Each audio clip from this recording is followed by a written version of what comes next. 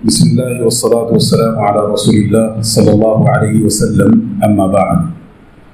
آج کی اس نشست کے صدر باوقار ہم سب کے مخدوم و محترم حضرت مولانا محمد عبدالقوی صاحب دامت برکاتہم، دیگر علماء اور معززین، آج کی یہ شب درد و غم اور حزن و علم میں ڈوبی ہوئی ہے، کیونکہ ہم سب ایک ایسی شخصیت کو یاد کر رہے ہیں جن کا نام گرامی حضرت مولانا محمد عبد المغنی رحمہ اللہ تھا۔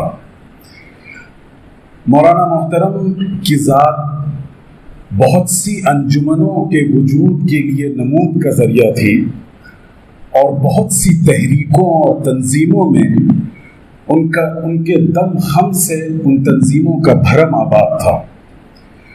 ان کے اندر جانفشانی کا جو حوصلہ اور جذبہ تھا، اس پر اگر نگاہ کی جائے تو کلاه سر ہاتھ کو آ جاتی ہے۔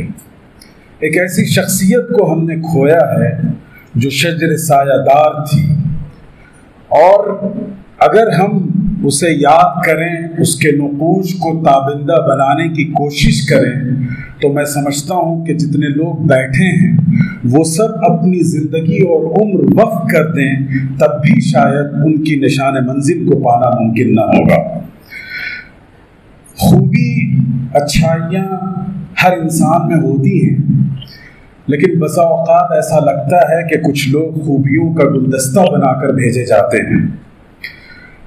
تواضع، ایثار و قربانی، فروختنی، جوش ایمانی، دفاع دین اور دعوت اسلامی کا جذبہ، بڑوں کا احترام اور اپنے خردوں کے ساتھ شفقت، ان جیسی نہ جانے بہت سی خوبیوں کو اگر ایک مجسم شکل دے دی جائے تو اس پر لکھ دیا جائے حضرت مولانا محمد عبد المغنی رحمہ اللہ۔ اس طرح وہ گلدستہ تھے خوبیوں کے، اچھائیوں کے۔ میرا ان سے جو باضابطہ راہ و رسم بنا، جب ہم اسلامک یونیورسٹی آف مدینہ منورہ میں طالب علم تھے، تو رمضان کی کوئی شب رہی ہوگی، جدہ میں حضرت مولانا یوسف مفتاحی صاحب کے گھر پر ہمارا قیام تھا، اور اسی روز حضرت مولانا عبد المغنی صاحب تشریف لائے تھے۔ ایک ہی کمرے میں ہم دونوں تھے، 1-2 روز کا قیام تھا۔ ان کی شفقت، کرم فرمائی، خرد نوازی کی مجسم تصویر ہم نے دیکھی کہ مختصر سے تعارف کے بعد جب انہیں ہماری نسبت کا پتہ چلا، بڑی شفقت و محبت سے پیش آئے، اور خاص طور پر ایک گروہ کی طرف سے جو مسلکی تعصب اور تنگ نظری کا اظہار کیا جاتا رہا، اور سیدنا امام ابو حنیفہ کی شخصیت پر جرح و نقد کیا جاتا رہا، ان لوگوں کے حوالے سے حضرت مولانا نے مجھ سے پوچھا کہ آپ ان کے گڑھ میں پڑھتے ہیں، بھلا بتائیے کہ ان سے کس طرح گفتگو کی جائے، اور کون سی دکھتی رگ ہے جس پر ہاتھ رکھا جائے، جس پر انگشت رکھی جائے۔ اور میں نے جب اپنے تجربات و مشاہدات کی روشنی میں کچھ نکات ذکر کیے تو بہت حوصلہ افزائی کی، اور کہا کہ یہ بہت اہم نکات ہیں، ہماری گفتگو میں، ہمارے بحث و تحقیق کے کاموں میں ان چیزوں کو پیش نظر رکھنا چاہیے۔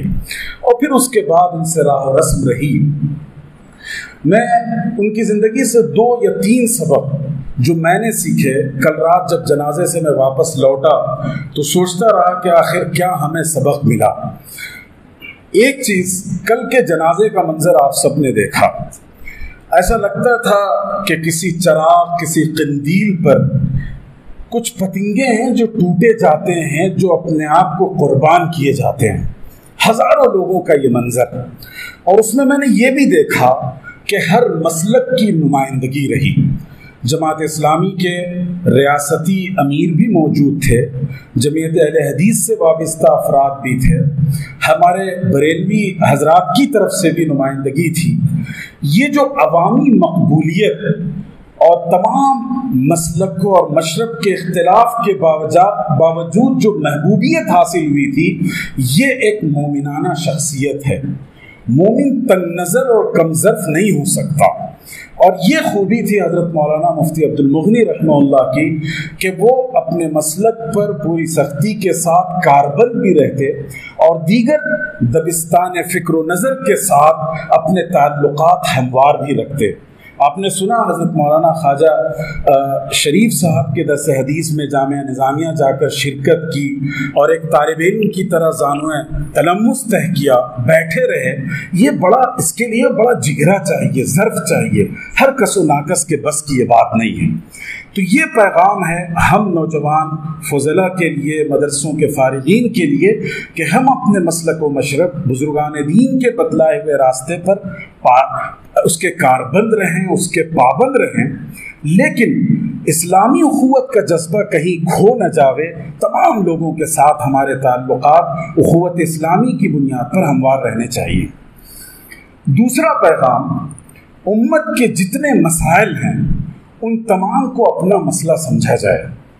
میں امام ہوں تو میری ذمہ داری 5 وقتہ نماز کو ادا کر کے ادا نہیں ہوتی۔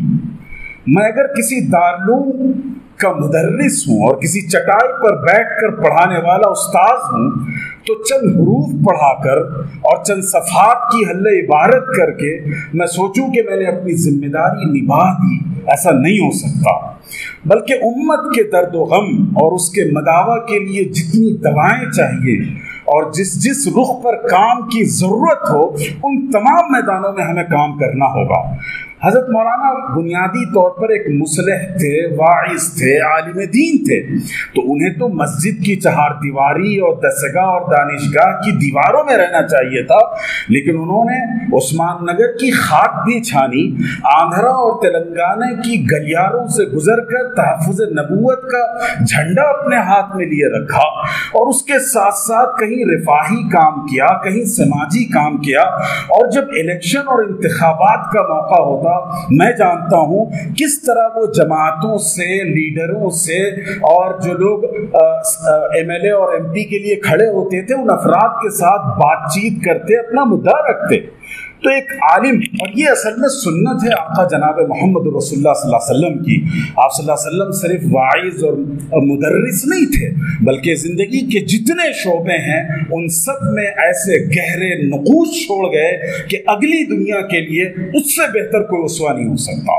تو یہ دوسری خوبی ہے جو مدرسوں کے فارغین، ائمہ، علماء اور حفاظ کو اپنانا ہوگا کہ وہ ملت اور امت کی فلاح و بہبود کے لیے ہر طرح کے کام کو اپنا کام سمجھیں اور اس میں قیادت کریں۔ تیسرا پیغام میں اسے بہت اہمیت کی نگاہ سے دیکھتا ہوں۔